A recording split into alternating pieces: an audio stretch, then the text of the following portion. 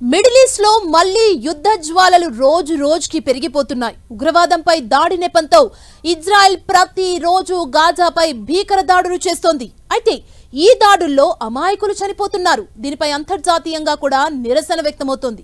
అయితే అదేం పట్టని Israel prime minister Benjamin Netanyahu గాజాని స్వాధీనం చేసుకుని తీరుతామంటూ ప్రకటించేశారు.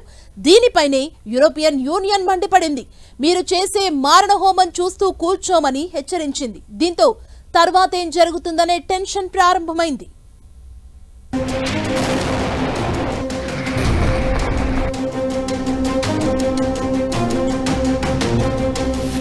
గాజాని ఎలాగైనా స్వాధీనం చేసుకుంటాం. ఇజ్రాయెల్ ప్రధాని నెతన్యాహు హూంకరింపు. మండిపడిన బ్రిటన్, కెనడా, ఫ్రాన్స్ ఇజ్రాయెల్పై చర్యకు దిగుతాయా? తానొస్తే యుద్ధం ఆపుతానన్న ట్రంప్ ఎక్కడ?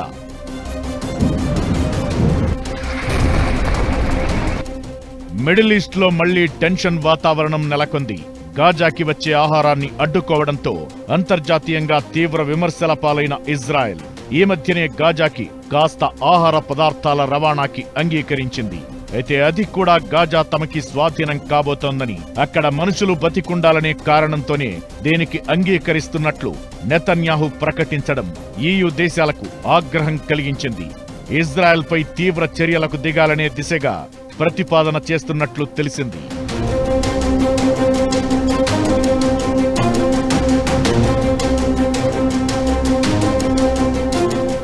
ఇజ్రాయెల్ హమాస్ మధ్యన కాల్పుల విరమణ ఒప్పందం రెండో దశ అర్థాంతరంగానే ముగియగా ప్రతిరోజు పదుల సంఖ్యలో చిన్నారులు, వృద్ధులు ఇజ్రాయెల్ దాడుల్లో మరణిస్తున్నారు. హమాస్ ఉగ్రవాదులపైనే దాడులు చేస్తున్నామనే నెపంతో ఇజ్రాయెల్ చేస్తున్న ఈ భీకర దాడులపై ప్రపంచవ్యాప్తంగా నిరసన వ్యక్తమవుతోంది.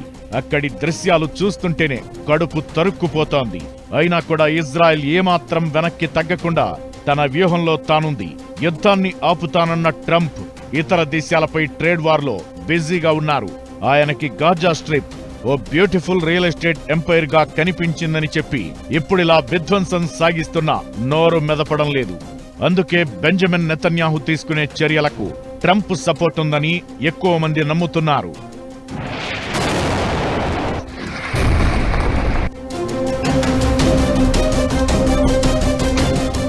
ఈ నేపథ్యంలోనే EU దేశాలైన బ్రిటన్, కెనడా, ఫ్రాన్స్ వైఖరి ప్రాధాన్యత సంతరించుకున్నాయి.